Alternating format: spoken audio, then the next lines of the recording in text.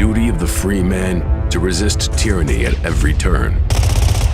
Every man will either watch his freedom stripped away or take action to protect what he loves. Introducing the A3, the newest revolutionary body armor from Armored Republic. The A3 is the new standard for lightweight multi-hit body armor. A3 plates are incredibly light at 4.6 pounds. The patented design captures fragmentation while remaining multi-hit capable. The A3 will stop up to M80 ball, yet comes in at only 0.7 inches thick. The A3 is the thinnest NIJ.06 compliant or certified composite standalone plate that includes the drop test. The A3 is the first of its kind, patent pending, that combines an alloy strike face with polyethylene backing, revolutionizing body armor technology by providing strength and durability while remaining sleek and maneuverable. The A3 is the new standard in lightweight body armor. The fight against tyranny just got stronger.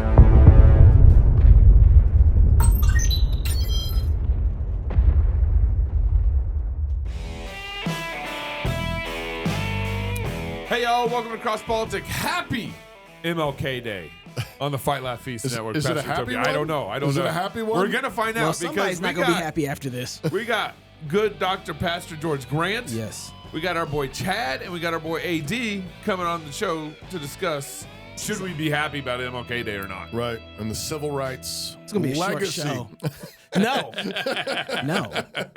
Next, Samaritan Ministries, January 2024. Tired of someone else telling you where to go when you have a medical need? Are you ready to take control of your health care? Man. And it's time to take a look at Samaritan Ministries. It's biblical, affordable healthcare sharing with no restrictive networks. Here's how it works. When a medical need arises, you choose the healthcare provider that's right for you, and you have a say in the treatment you receive. Send your medical bills to Samaritan Ministries, and they'll notify fellow members to pray for you and then send money directly to you to help you pay those medical bills. Join 80,000 Christian households across the nation who have already taken control of their healthcare. Go to SamaritanMinistries.org/CrossPolitic. Let them know we sent you. They didn't even have a civil rights act or anything. They just gonna take control 80,000 people themselves. just did it. 8,000 people. Just like, we gonna take control. Okay, it's good. I was Way talking to go. a friend of the show last week, and he's just like, "I am so done with my health insurance. I'm switching over to Samaritan." I like to think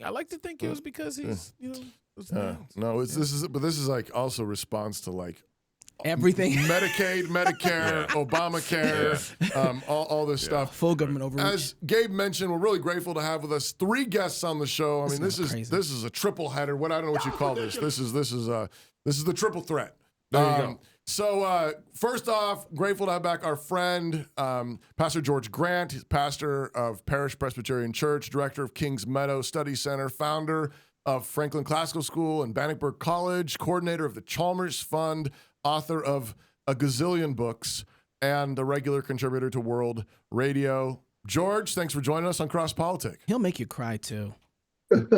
It's great to be with you, as always. Does that bio need to be updated a little bit, George? You mean to add some stuff, or are you prepping for my funeral? No, Gabe. Of course not. I just feel like there's a lot more going on with George. Yeah, well, maybe it's not public yet. Yeah. I was trying to help you out, George. That's all. We're also really grateful. That's all accurate. It's all accurate. We're also grateful to have with us our boy, our friend, A.D. Robles. He's a Puerto Rican Reformed Christian. Who wrote this? He made us say that. He says you have to introduce him as Puerto Rican Reformed. Yep. Message. His family tree includes African slaves, European slaveholders, slave traders, and Native Americans. Is that all true? Are you done? Is that all true, 80? Almost every Puerto Rican, yeah. Wow. It's all true. This is his intersectional biography here. All the usual accusations and insults don't work against him and his family. More importantly, he has a knack for teaching biblical concepts in layman's terms. AD, thanks for coming back on CrossPolitic. Glad to be here. Yeah. I don't think we've ever read that bio here. I know. Great. Where did that come from? I'm still I like processing. it. I know. Like, I don't know what. Like, is he a good guy or a bad guy? AD's like the Book of Philemon, just on both sides, Yeah, all over. Right. Yeah. Well, we're gonna find out. Also grateful to have back our friend, our brother, Chad Jackson, Dallas-based. Don't mess with Texas. Entrepreneur. That's right. And research. We always got to have somebody from Texas. Of course, George is from Texas, too. Yeah. That's right. He's starred in the hit 2020 film Uncle Tom and the subsequent 2022 film Uncle Tom 2. He's a frequent contributor to podcasts, radio shows, news programs, and to the Uncle Tom YouTube channel, making the case for moral Christian ethics, family values, independence, and intentional citizenship. Chad, thanks for coming back on CrossPolitic. Thanks. I'm very happy to be here. Grateful to have you guys. Now, so it's MLK Day, and this is our own version of celebrating it. I suppose We all went to work today. Yeah, we all did go to work. Everyone seems to be talking about and around just the merits of MLK. That seems to be like all over Twitter and social media. It's like, everybody's got to say their piece about, what they appreciate, or maybe a slight, correction. Right now, he's taking some lumps. He's taking some lumps right now. But he is starting to take some lumps, and I think That was that before or after the Gospel Coalition did a conference on him? as soon as Christians start trying to keep up with the world, it's not cool anymore. Right. Everybody's The like, Gospel Coalition does a conference on MLK. And all the woke people are like, we're done. Okay. It's not cool anymore. It's not cool anymore. But he was a womanizer. it's been about 70 years that we've had to see the effects, though, of, I think what we want to talk about today is the broader legacy, not just MLK, but kind of what he represents in the civil rights movement. Yeah. And we had about 70 years now. And Since the legislation. Yes, it's legislation. And 74, 73? and there's 64. sort of in this recent. No, the years. Oh. I'm sorry, Pastor, go ahead. Right. All right, keep going. I'm just trying to talk. That's all. Nothing important. But I think there's a lot of. There's sort of a resurgence in conservatism. Yep. Talking about it's sort of the red pill thing. Yep. Where you've been going along, trundling along, and all of a sudden, some of the things that you just took for granted are suddenly coming out, and you're like, wait, what? Yep. You did what with my country? You did what with my nation? You think what? Yeah. And I think, COVID kind of did this with a lot of people. Like, we're just sort of yanked the pants down on a bunch of people who you trusted. You thought that, the church leaders, church historians, whatever, the social justice movement, I think, did this with a bunch of people. The medical establishment. But there's all these things, and there's always this temptation when a whole bunch of stuff gets, yanked down around the ankles, and you think, this happened even. Machen talks about this in Christianity and Liberalism, where he says, we were bleeding people a few decades ago, and all of a sudden people are like, oh, whoops, whoops, that was wrong. And now everybody's just question everything. And so a lot of people are really questioning the Civil Rights Act. Yeah. And both of them, the movement in there, and the movement surrounding and all its legacy. And I think maybe what's brought it to the head for a lot of Christians has been the way that's been weaponized now with the LGBT movement. Where in the sort of cancel culture and all the rest of it, where you have this, if they can enforce quote unquote justice when people are acting racist and being discriminatory with black folk, or force you to make a cake. Yeah, then that's what I'm saying. Yeah. Well, then why not in these other minorities? This tranny needs to swim in the swim meet or compete go into your daughter's bathroom. Yeah, all these things. People are beginning to connect the dots and say, "Whoa, maybe this was a major mistake." So that's broadly what we want to talk about, and then maybe a way forward. But I want to begin with you, Chad. We've talked with you before, more specifically about MLK and his legacy, and I'd encourage listeners to go back and check out those conversations with him and check out a lot of the work he's doing. But Chad, do you agree? Why is the civil rights legislation and legacy under scrutiny today? And if so, why do you think it is? Yeah, it is under scrutiny, and that's for a number of reasons. If you're a believer, if you're a Christian, then it should be under scrutiny just like anything, as the Bible tells us, to test every spirit to see if it's of God. When it comes to the civil rights movement, providentially speaking, I guess you can find some kind of silver lining or some kind of lesson learned from that whole thing. But in order to even have this conversation, it's important to understand first that communism or Marxism or globalism, whatever you want to call it, that is the story of the 20th century. And the civil rights movement is very much a part of that. It's not separate. It's very much a part of that. What the Civil Rights Act of 1964 did was it expanded the role of the government in the free market. Anybody who knows anything about communism knows that communists wish or hope or desire that the government will own the means of production.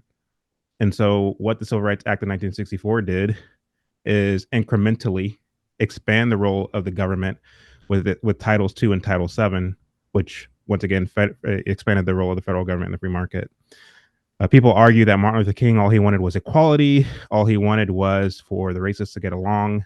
But the reality is, here's a man whose whole career was that of deception. He did not genuinely believe in the Christian faith.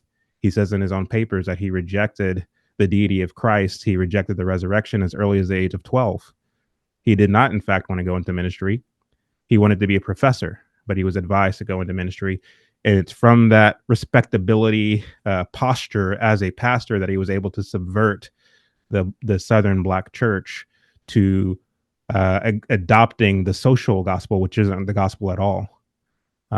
This is a quote unquote gospel that puts the onus on society to change, to accommodate me, as opposed to calling the individual sinner to repent and to make Christ your Lord. I listened to every second of every minute of every hour of Martin Luther King sermon that is in existence, and not once did he call people to repentance without attaching it to some kind of social justice thing. These are important things to take into consideration.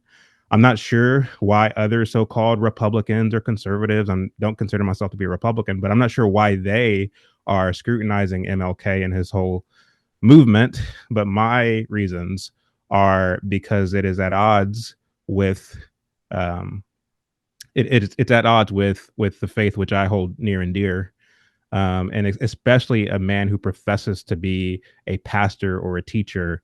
Anytime I present the information that I have to people, they say, well, none of us are perfect. To me, it's not a matter of whether one is perfect or imperfect. That goes without saying that we're imperfect people. But what he did was use the respectability of being a Christian pastor to do something more sinister. And I think I mentioned last time, and I don't want to be long-winded here, but when people read the book by Walter Lippmann called Public Opinion, in this book, Lippmann says that if a leader wishes to push a policy or campaign, the way that leader must do it is first and foremost use rhetoric and language to get into the good graces of the masses. Once you've earned the trust of the masses, you can then push whatever campaign you wish. Never mind the fact that it's disconnected from the initial rhetoric that you used in the beginning. And this is exactly what we've seen happen with Martin Luther King, unfortunately. These are important things to look at, not so you can look back and hate the man, but rather so you can be more conscious and aware of other social justice movements that are sure to come in the Western context. AD, thank you, Chad. That's really helpful. I want to come back to that. I've got a couple questions to follow up with you, but I want to get to AD. Your thoughts. I think you're maybe you've been following some of like the Christian nationalism conversation. I think even in those following it, AD's helping lead it. He's the Pope of it. Yeah, I'm the Pope. Yeah. I'm sorry. I'm a little behind. Sorry, I've been watching Twitter close enough. I didn't know you got elected. Elected, appointed. So I mean, civil rights movement, this whole legacy, certainly very much under scrutiny. Again, kind of similar question: is that just? And what is your take on its legacy and our what we should think of it? Absolutely, yeah. So I grew up. I'm 41 years old right now. So when I grew up and I went to school, and I learned about Martin Luther King, of course, and he's one of the patron saints of February, I think, is Black History Month, right? So you'd have your unit on Martin Luther King for 4 weeks straight and called it a day. So that's how I grew up. I mean, civil rights were not even, it was not even questionable. Like, it was just automatically that this is the greatest thing that's ever happened. And so a lot of people that I know, they grew up in the same kind of way where that was just unquestionable. And so I think what's starting to get people to question what happened is exactly what Toby, I think you said, is some of these things that are happening now with the LGBT stuff, with the baking the cake. You got to bake the cake, and it's because of the Civil Rights Act, and this is the same thing. And so that's starting to get people to wake up and say, well, hold on a second. There's obviously a difference between someone being black and someone being homosexual. There's a big difference there, but it's starting to get people to examine exactly what actually went down there.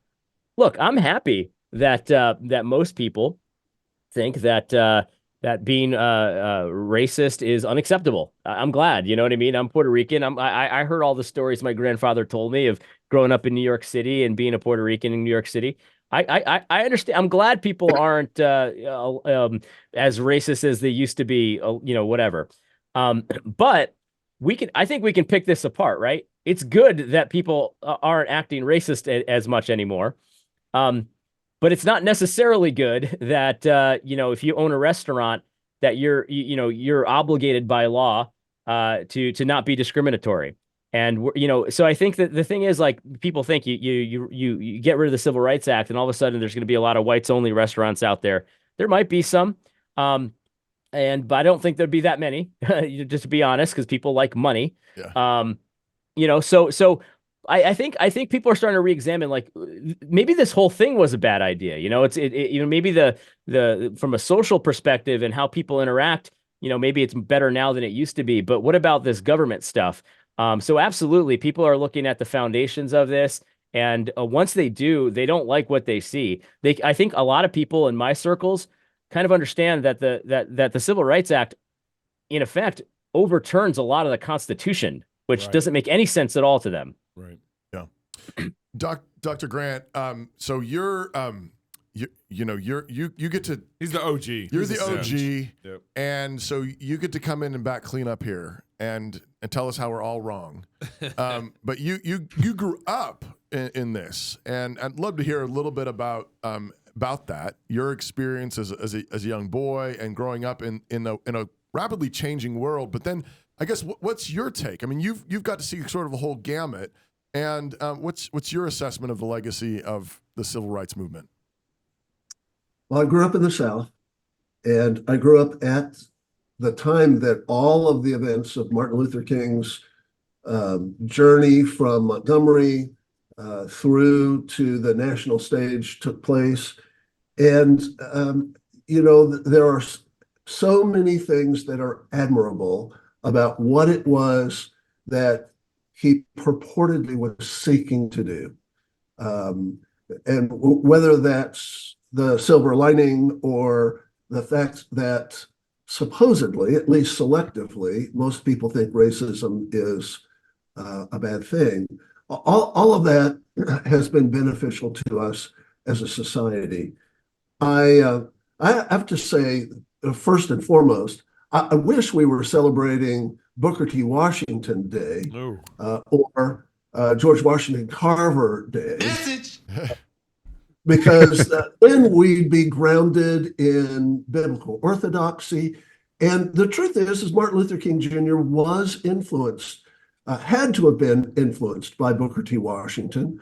Unfortunately, he was also greatly influenced by W.E.B. Du Bois, and he was greatly influenced by Washington Gladden and Harry Emerson Fosdick, the social gospel movement. And the beginnings, the earliest beginnings, from Greenwich Village crowd, Will and Ariel Durant and Edna St. Vincent Millay and John Reed, the beginnings of importing Gramscian sorts of social and cultural Marxism.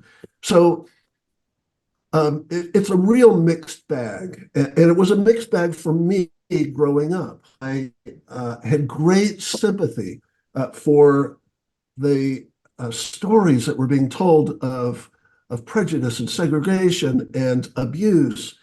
And yet at the same time, I was beginning to learn a lesson that I now use all the time as I teach my students. And that is simply this: the right thing done in the wrong way always results in disaster. in many ways, what we have attempted to do in righting wrongs in 20th and 21st century America, and there have been a lot of wrongs to right, is that we've gone about it in the wrong way, in contradistinction to our dearest held principles, whether they're constitutional principles or the moral principles that arise out of a biblical ethic. And that becomes the real problem. And it's not just with civil rights.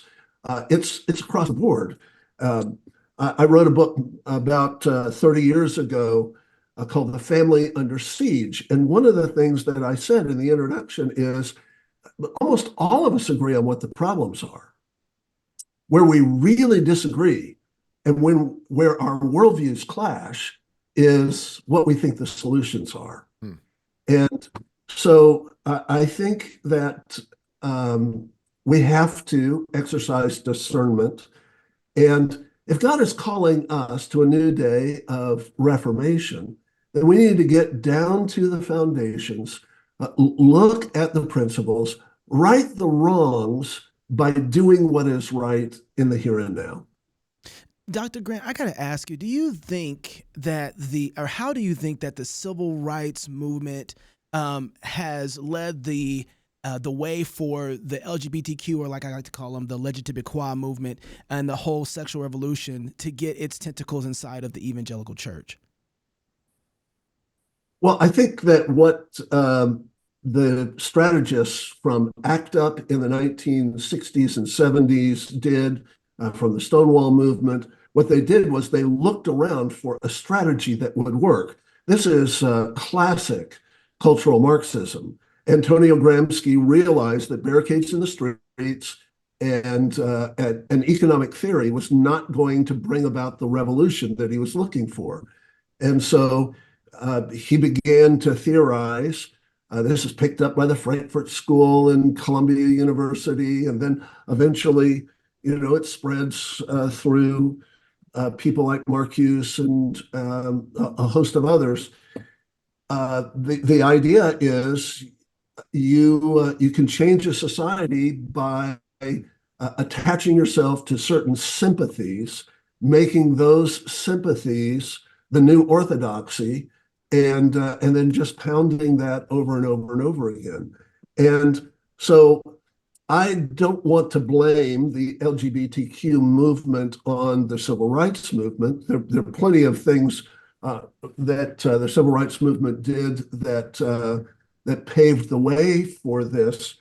But I don't think Dr. King or anybody else expected that we'd see what we're seeing today with all of the intersectionality and all of the rest. I do think that all of what Dr. King did has been exploited by people who Dr. King would have disagreed with, for all of his heterodoxy and for all of his sympathies for radical socialism and the social gospel and all of the rest. He was still kind of an old school Southern man.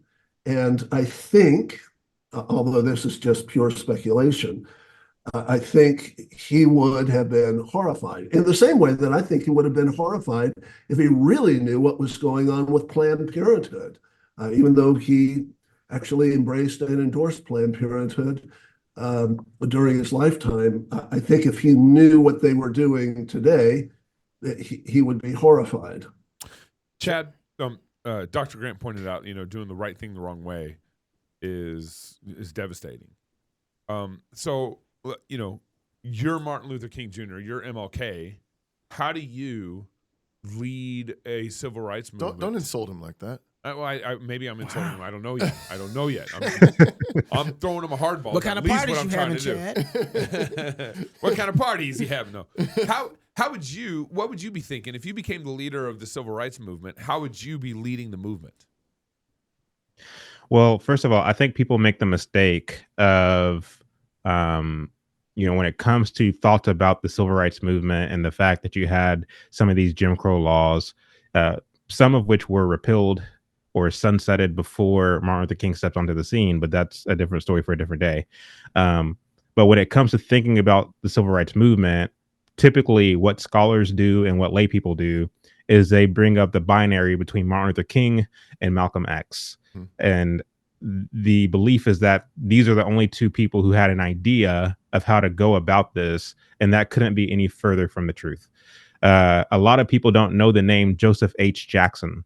Joseph H. Jackson was the head of the NBC, the National Baptist Convention, which boasted about 7 million Negro churchgoers. And he was a believer in the fundamental Orthodox Christian gospel. He was so passionate about the gospel, he went around the world preaching the gospel, even going to the Soviet Union to preach Jesus. Wow. This is who Joseph H. Jackson was. Martin Luther King and his contingent wanted to oust him as president of the NBC, and they wanted to, in a sense, shift the beliefs of the NBC to being more accepting of the social gospel.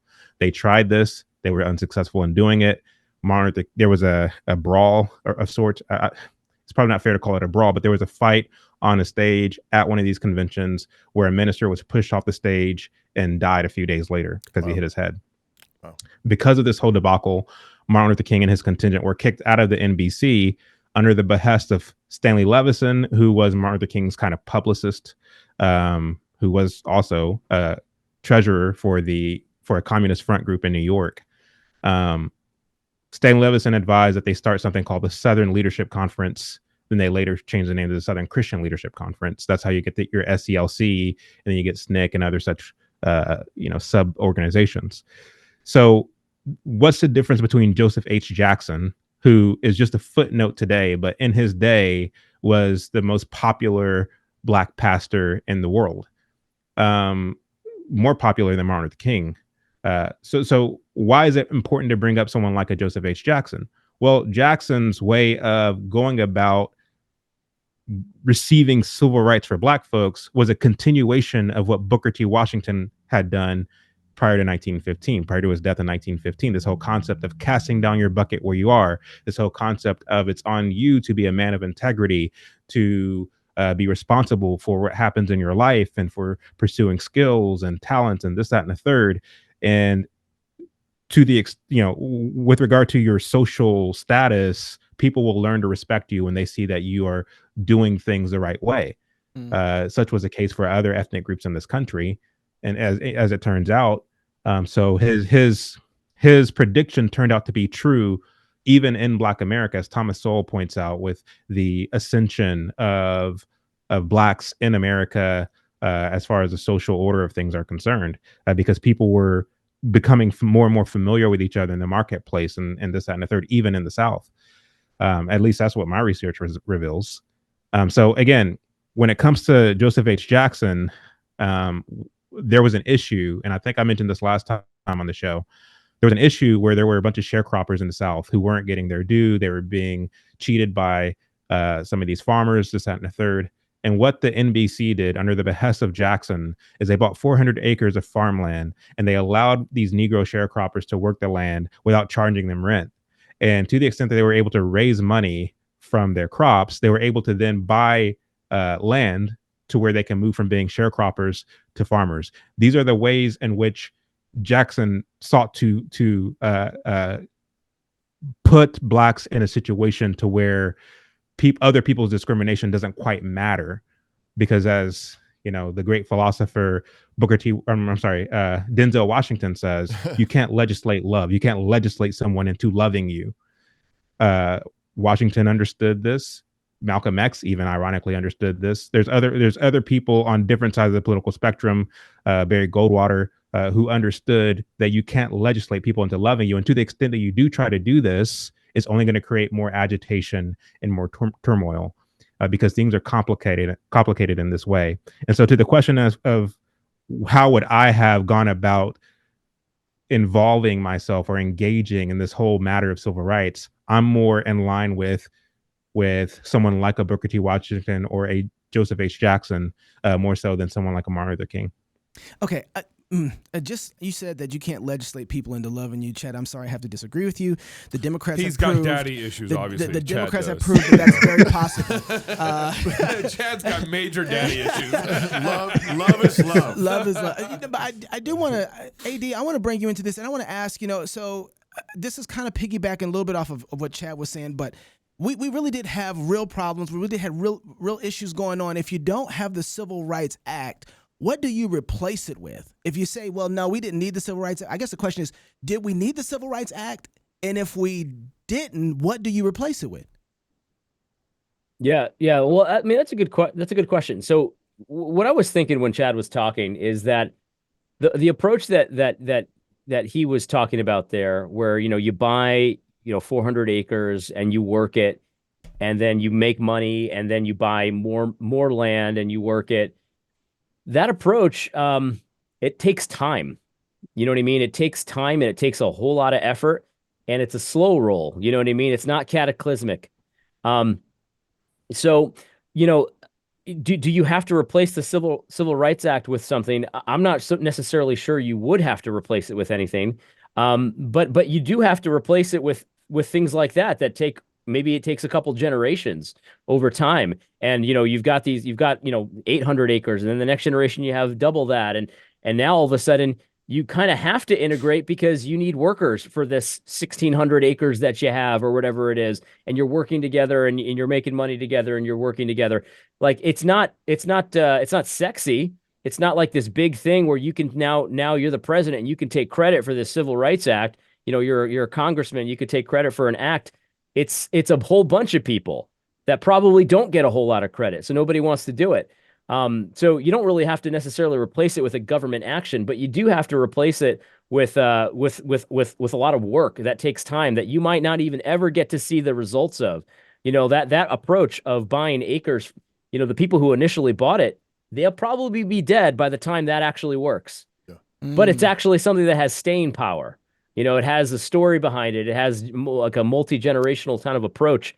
That's what I think, you replace it with. It's not a government action.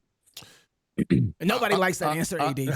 Just so you know. It's a terrible answer because nobody gets credit. Yeah. You know what I mean? And I'm going to ask Dr. Grant because I didn't like that answer. But anyway, go ahead. I was gonna ask him a question too. But first, Tactics Conference is coming up this week. We leave on Friday. Learn how to build Christ's kingdom from those who are doing it, or at least trying to. Join C.R. Wiley, the campus preacher Keith Darrell, Gabe Wrench, Chocolate Knox. You're going to be there? I'll be there. I'm going to be there for 2 days of boots-on-the-ground training on how to take your community for Christ. Great talks, great food, and great people, at least most of them. Come see us in Lafayette, Louisiana. It's only 2.5 hours east of Houston, Texas. Gabe, are you going to run over to the Promised Land while we're there? It's only 2.5 hours. It just depends on how good the Bourdain is. Okay. Lafayette. Okay, so we're there January 19th and 20th. Take note, seating is limited. I guess there's still some room. We're still reading this ad. Families are welcome. Come experience some Cajun hospitality while we labor together to build the new Christendom. Beer and psalms, panel discussions, Cajun dancing, and more. Go to tacticscon.com to buy your tickets today and use the coupon code FLF Pub to get $20 off your ticket price. That's tacticscon.com. It's nearly free. And we'll see you in South Louisiana this weekend. Do you want to go to war? Because we could go to war. I'm for real. Hey, Doctor, I know you got a question for Dr. Grant, but I want to, Dr. Grant, will you answer that question too? That I asked AD. Did we need a Civil Rights Act? And if we didn't, what do you replace it with?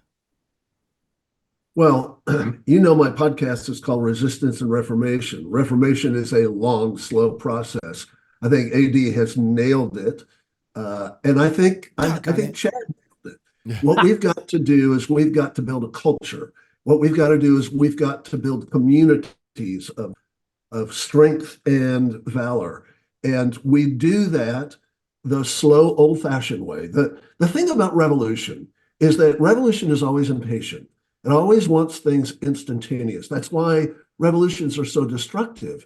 In order to have instantaneous change, you have to tear everything down first.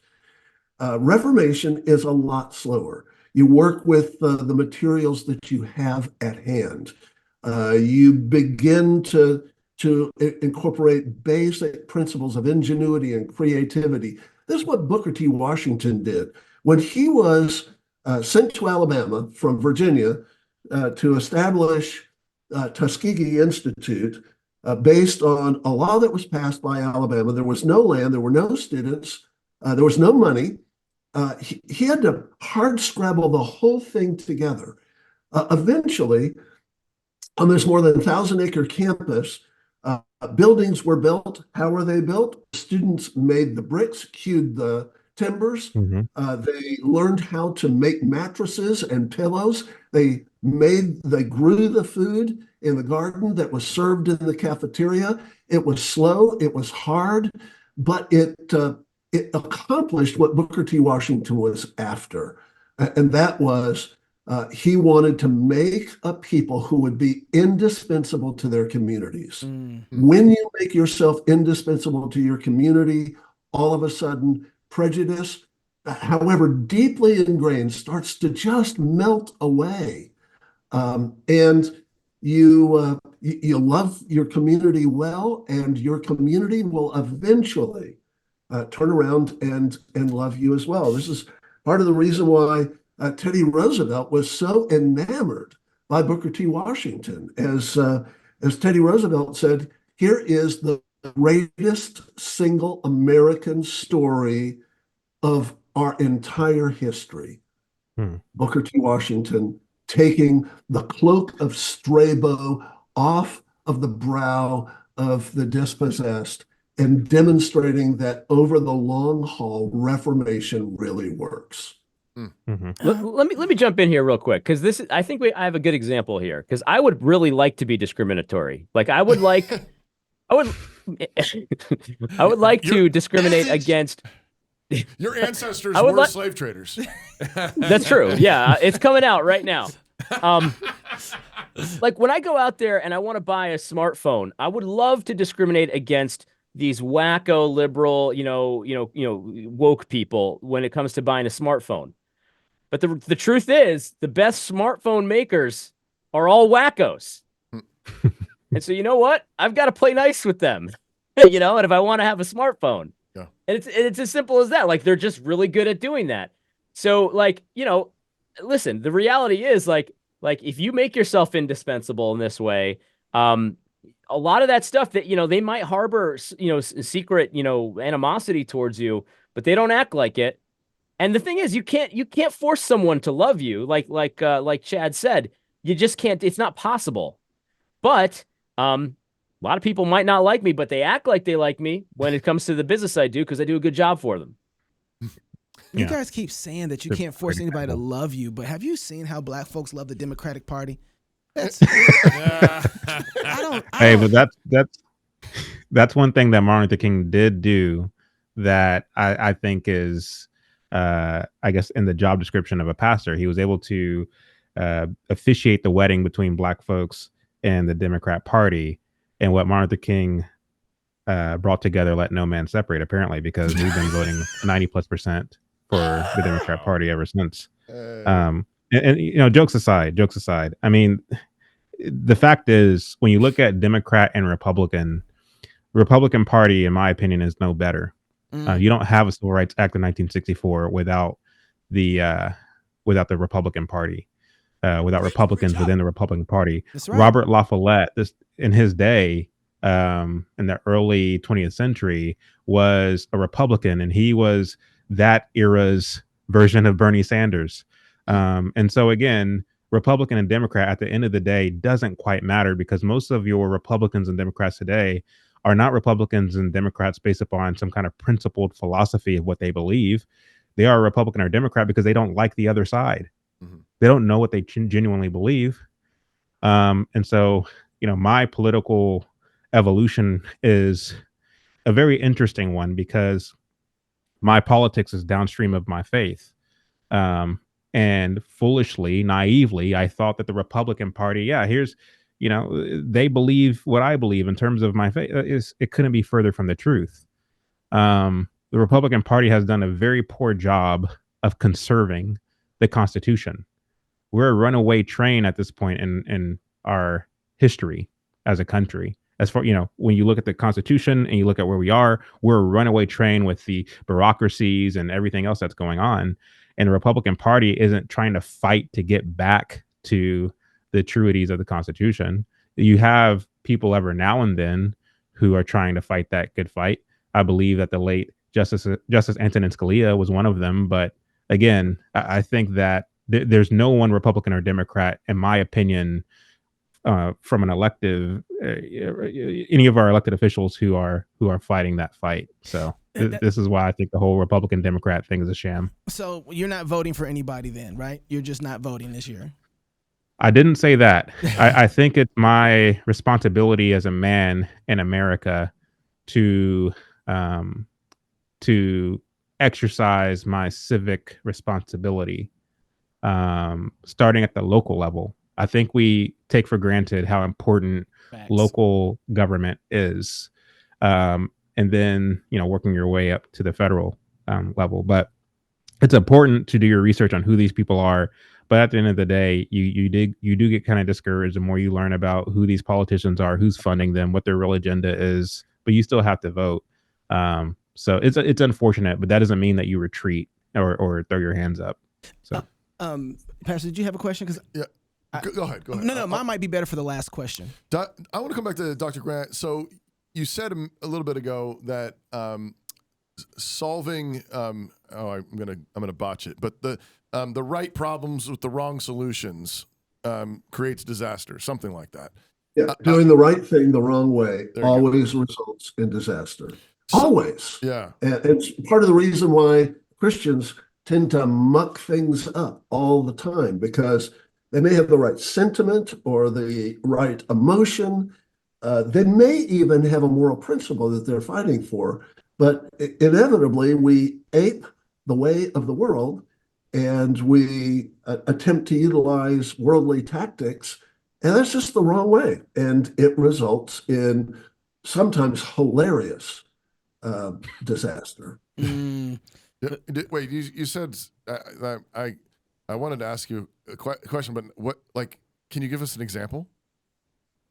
An example of doing the right thing in the wrong way? No, but resulting in hilarious results. Yeah, you said hilarious results. Oh, sure, Gospel Coalition. Silver, hallelujah. Gold, hallelujah. Goods, hallelujah. Well, enough said. Okay, that's good. So, I mean, I think you already touched on this, but here we are, 2024. I mean, it's we just touched on politics with Chad. I mean, it's heating up to be kind of a nutso. Another Gospel Coalition. Yeah, Gospel Coalition on steroids, with just all the political craziness. We talked about Tuskegee Institute. We've talked about even which I was just saying about local politics.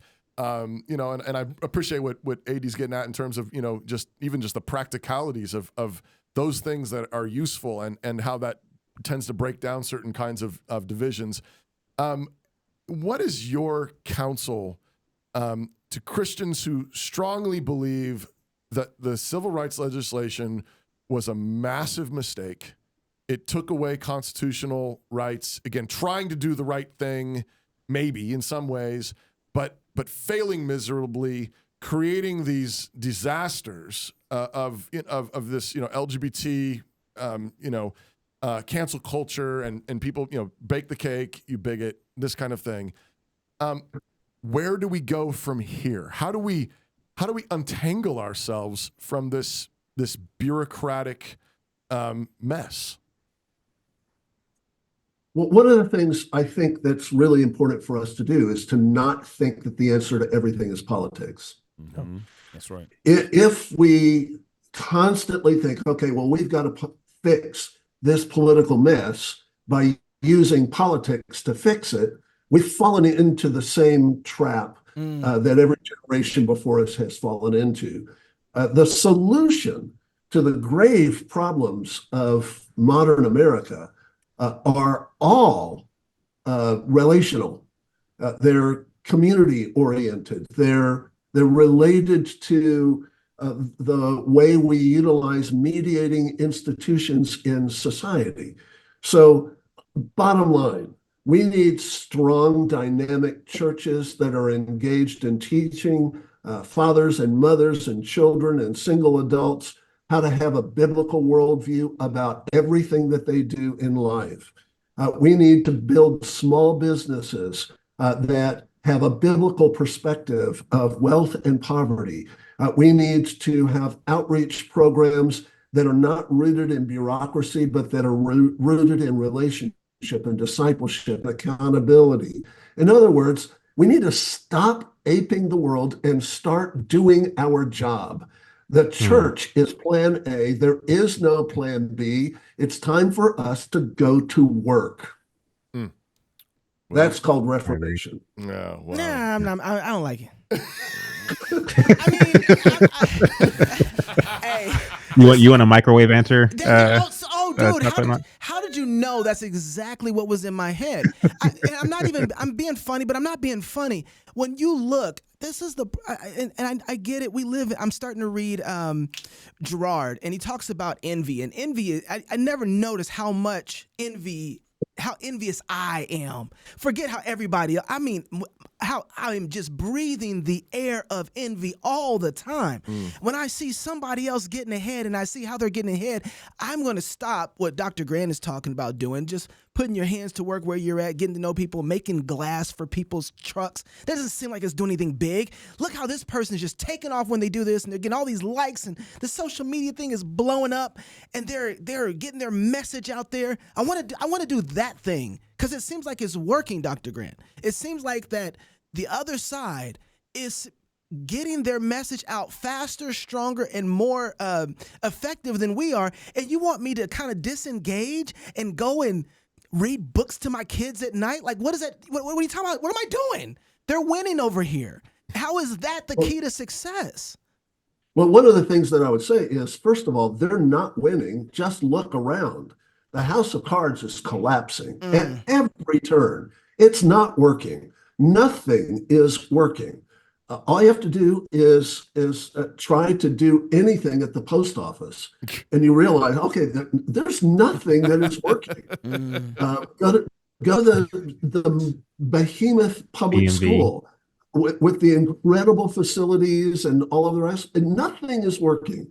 So what we've got to realize is big doesn't make it something that it is actually functional and working.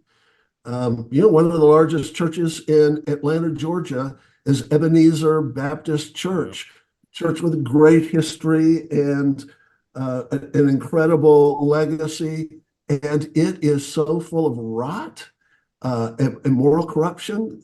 And you can't tell me that there's anything that is working there with Pastor Raphael. Chad, Knox, are you? Let me ask you this: Are you basically saying, like, you want somebody? Imagine this, Knox. Imagine a politician gets up there and he just says, "I got to level with you guys." The Civil Rights Act. Hey, listen, we're glad that the races are getting along. We're glad that things are different now. But let's just with all this LGBT stuff, that was a mistake. We need to get rid of that. Because look at what's happening now. Look at the transsexuals trying to get in the bathrooms, all this stuff. We just got to make this happen and repeal it. Is that what you're looking for, Knox? Did you just be honest? Just level with us. Did you just define a Christian prince? Yes, I want a Christian like prince. That. No, I'm kind But that's the thing. Nobody wants to level with us because it's there's still a fear. And listen, it's going away. I think a lot of people are less scared of this than ever before. But people are still scared of being called a racist. You know what I mean? They're still scared of being called a whatever, a bigot, this and that. But that fear is going away. And I think someone eventually is going to level with us and just be like, look, this was a mistake. This actually, the founding fathers had a good idea in the beginning. We didn't have to go and overturn all this in order to get to where we were. I mean, it's just a mistake. And, we can be honest with ourselves. Maybe our hearts were in the right places. Maybe they weren't. And we're glad for the good things, and we can just get rid of the bad things. Yeah. You know, one of the things I think that we can readily acknowledge is that the federal prison system is unbiblical top to bottom. Facts. Do we want to abolish it tomorrow? Just open up the prisons and let everybody out and just say, oh, well, this whole thing was a mistake, so just let them all go. No. What we've got to have is we have to have reformation. Do we want to get rid of the federal prison system eventually? Yes. But we have to do things to prepare for that. We're not ready for a biblical system of justice. So what we've got to do is we've got to model it.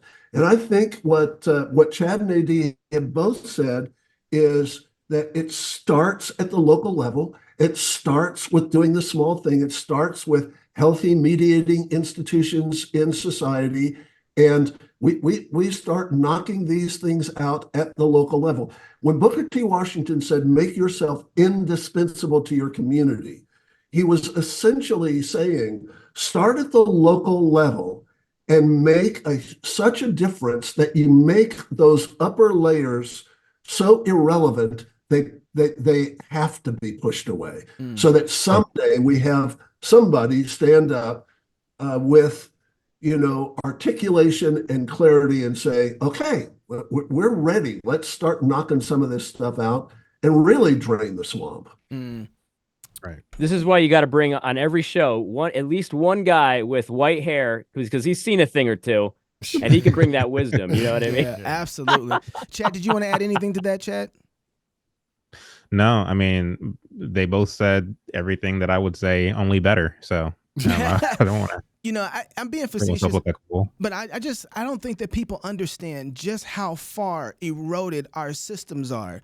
We forget that everything that we see at the top is coming from our bedroom doors to our living room doors, out through the rest of society, and from our church, even into our churches. And so there isn't any reform happening at those places. Yeah. And so we just want to be able to put and install something at the top and think that's going to fix it, and it's not. And every time I hear somebody talk about, like you did, Dr. Grant, reformation, resistance and reformation, that's dealing with me. That's dealing with me. And we've levied so much of this at everybody else that we haven't taken any responsibility for ourselves. And that's where the repentance needs to start at. What are we doing with our families? What kind of human beings are we putting into society? Are we putting into the culture? Who does my pastor have Bible to work with my children as he's teaching?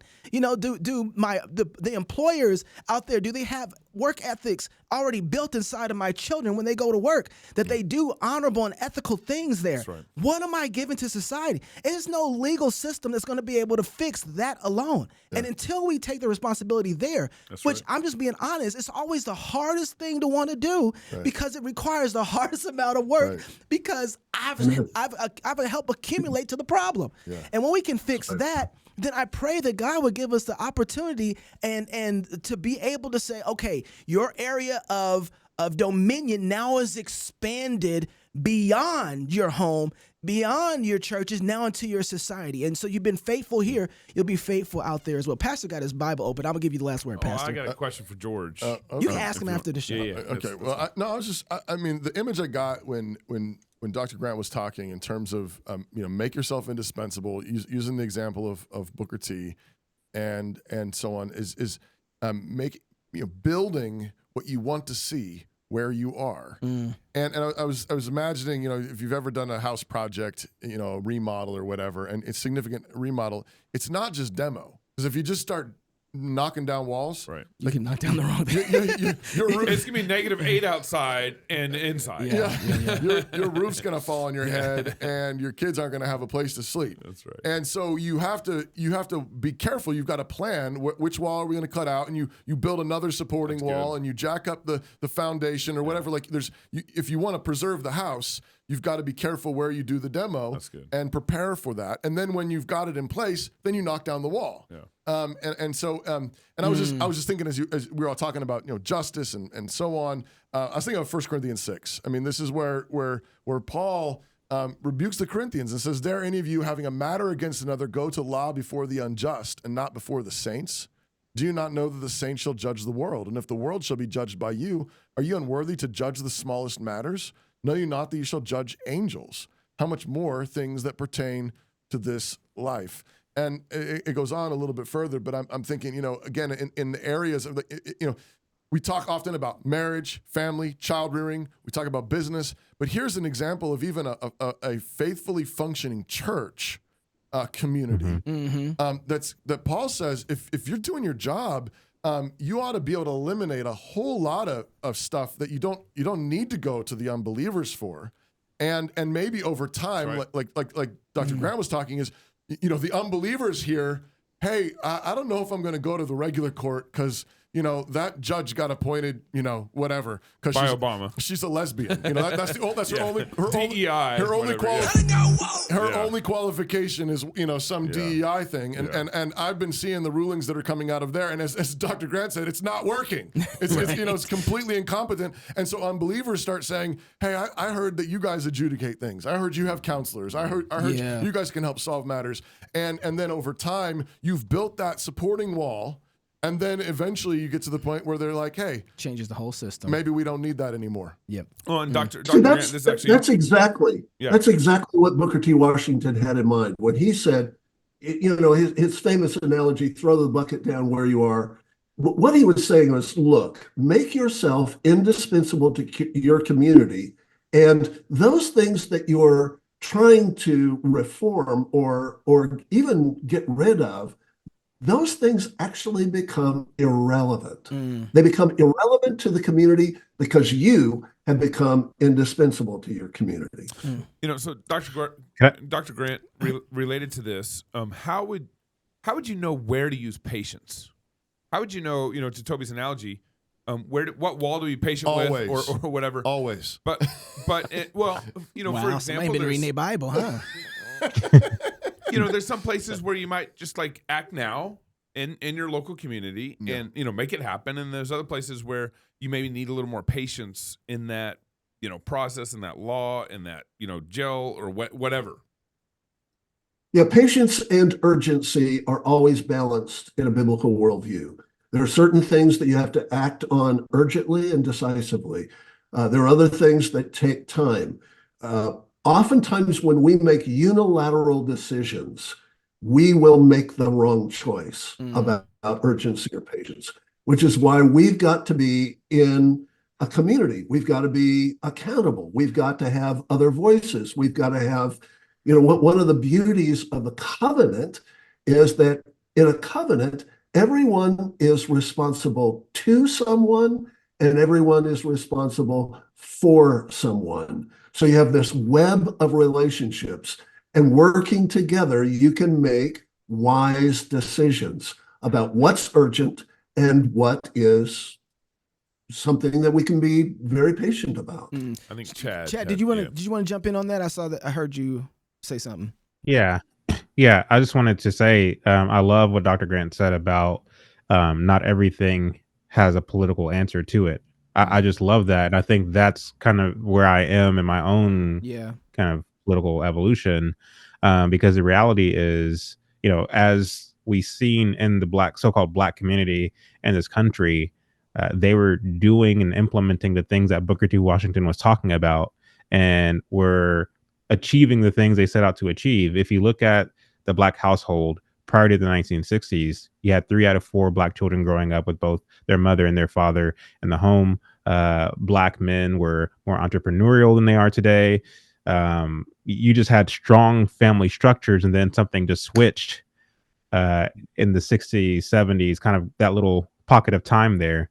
And so when it comes to understanding why that is, why this cultural shift, people like to look at everything except for the rhetoric of the civil rights movement.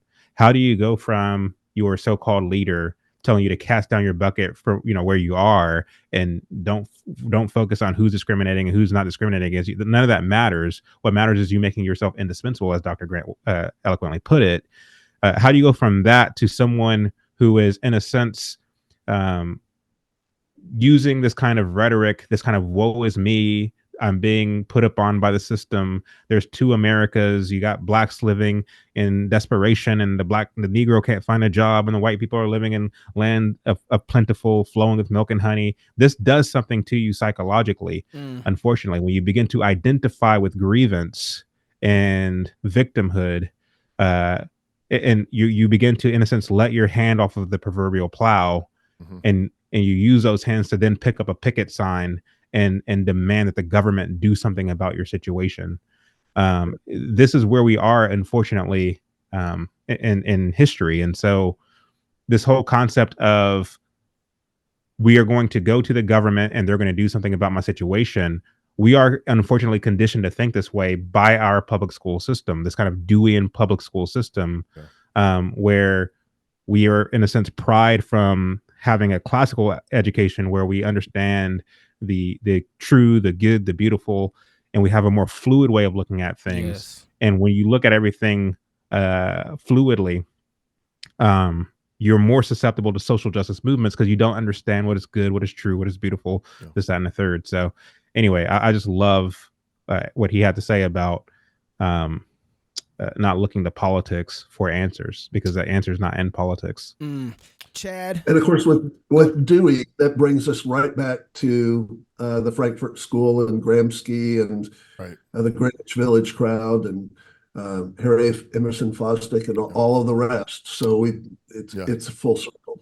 Seems like, in all that, what you guys are saying is what we've done is collectively, all of us, black, white, even Puerto Ricans, we have made the federal government indispensable. Yeah. And then we're shocked when we can't get them out of our lives. Wow. You done messed up, A.A. Ron! Gentlemen, Chad, Dr. Grant, A.D., thank you guys so much for joining us. I've enjoyed it thoroughly. This is very rich. Appreciate you guys. Bless you. All right. If you're single, get married. If you're married, have you some kids. And if you have kids, go baptize them. Until tomorrow, love God with all your heart, soul, mind, and strength. Love your neighbor as yourself. Go fight, laugh, and feast. This is CrossPolitic. Hi, I'm Robert Borton, CEO of Classical Conversations. Our most precious commodity is time. No one has ever lied on their deathbed wishing they had spent more time making money. They all wish they had spent more time creating a legacy. Our modern education system steals that legacy, steals that time from our children. That's why I'm passionate about homeschooling. That's why at Classical Conversations we want to give you more time to create that legacy, follow your passions, and glorify God.